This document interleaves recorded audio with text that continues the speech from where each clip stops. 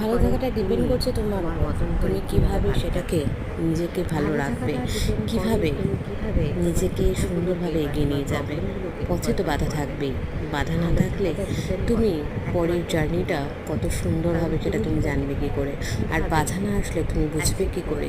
জীবন কিন্তু সব সময় স্মুথ যায় না, জীবনে পথে বাধা থাকবেই, তাই পথের বাধা কাটিয়ে তুমি যত সুন্দরভাবে সামনের দিকে এগিয়ে তুমি পারো নিজেকে ভালো রাখতে, নিজেকে হ্যাপিলি রাখতে এবং নিজেকে সুখে রাখতে এবং নিজেকে সঠিকভাবে পরিচালিত করতে।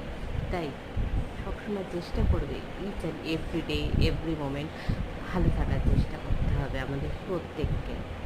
যাই আসুক আমাদের পথে, আমরা হাসি মুখে সেটাকে আমরা সেই সমস্যা বাধা সমস্ত কিছুকে আমরা উপেক্ষা করতে পারবো।